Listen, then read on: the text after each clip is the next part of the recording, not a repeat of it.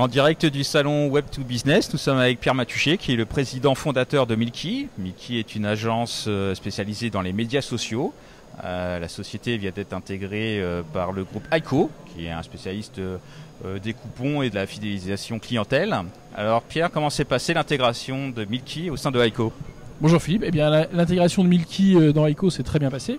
Déjà on a rejoint les locaux d'Aiko, on est maintenant à Trinité, et puis on a déployé le plan qu'on avait prévu, c'est-à-dire construire des produits en commun, puisqu'on a construit une plateforme de F-couponing, donc de couponing sur Facebook avec le groupe Aiko autour de jeux et d'instants gagnants qui permettent à la fois d'amplifier les messages de nos clients et puis de générer des coupons.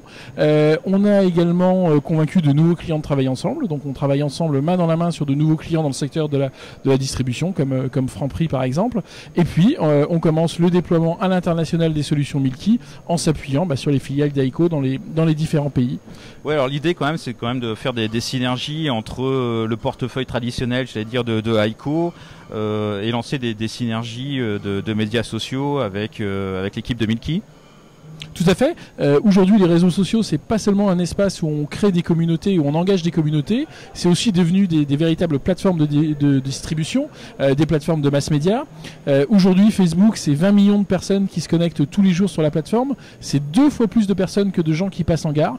Donc, Milky apporte au groupe Aiko la connaissance fine de ces plateformes, de ces nouvelles plateformes de distribution, de ces nouvelles plateformes marketing, ce qui nous permet d'amplifier les messages de nos clients, soit sur des clients qui connaissent déjà, dont ils ont déjà en base, par exemple avec le format Custom Audience de Facebook, ou en conquête de nouveaux clients. Mais ça ne s'arrête pas là, puisqu'on met en place aussi avec Aiko des synergies sur d'autres domaines, notamment le Drive to Shop, avec des expérimentations autour du beacon. Alors le fameux beacon justement, cette fameuse révolution, comment ça va se concrétiser en France ? On parle beaucoup du beacon, mais quel type d'expérimentation vous avez déjà mis en place ?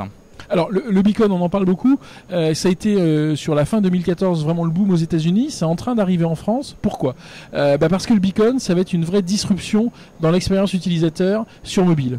Aujourd'hui, quand vous êtes sur mobile, pour avoir une interaction avec mobile, vous êtes obligé de lancer une application ou de recevoir une notification. D'accord ? Ça veut dire que soit vous avez reçu la notification, donc vous avez choisi de la recevoir, soit vous lancez l'application. Demain, avec le beacon, on va être capable d'envoyer à un client un message sur son mobile en fonction de l'endroit où il est, et pas seulement avec la précision du GPS. Si vous êtes au 3e sous-sol de la gare Saint-Lazare, on va être capable de vous envoyer un message qui va être personnalisé en fonction de ce que vous faites. Donc il y a une dimension indoor qui est très importante avec le beacon, ça sera vraiment très affiné. Le beacon, c'est affiné, on peut savoir si vous êtes entre 0 et 3 mètres du beacon, si vous êtes entre 3 et 5 mètres ou au-delà de 10 mètres du beacon. Donc on est vraiment capable, en quadrillant un espace avec des beacons, d'avoir une géolocalisation très fine. Et c'est ça qui va apporter une vraie disruption dans le marketing relationnel, c'est cette disruption du marketing et qui va permettre de relier les deux univers, l'univers du digital et l'univers physique. C'est-à-dire que par exemple pour une ligne de produits spécifique dans un rayon donné, on pourra le dire sur ce produit-là, on fait moins 20% aujourd'hui. Ça sera vraiment très affiné comme marketing. Tout à fait. On pourra tout à fait imaginer que vous rentriez dans le magasin et on vous dit aujourd'hui rendez-vous au stand yaourt pour une promotion spéciale. Là vous rentrez dans le magasin. Quand vous approcherez du rayon yaourt, on vous dira venez sur le stand jouer au jeu concours. Et au niveau du jeu concours, on va vous dire posez votre téléphone sur le jackpot et regardez si vous avez gagné avec le jackpot. Donc on est vraiment capable de driver le client dans son expérience dans le magasin. Il y a des liens avec le marché du M-couponing traditionnel comme on voit en l'état actuel Alors, le lien est évident. Aux États-Unis, c'est déjà mis en place et on travaille nos premières expérimentations en Europe autour de ce sujet-là et on est en train de faire des choses très, très adhérentes à ça à la SNCF. Alors avec la SNCF, c'est-à-dire concrètement ça se passe comment ? On a eu une première expérimentation avec la SNCF qui consistait à guider des personnes en mobilité réduite dans une gare en utilisant tout ce qui est géolocalisation, et là on est en train de regarder si on peut coupler aussi de la promotion à ces aspects de géolocalisation fine.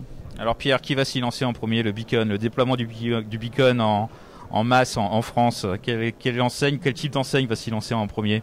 Alors, je ne sais pas si c'est un type d'enseigne qui va s'y lancer en premier, parce qu'il y a les enseignes traditionnelles qu'on connaît, mais il y a aussi tous les lieux à fort passage. D'accord, on parle de gares, on parle d'aéroports, on parle de tous ces lieux-là.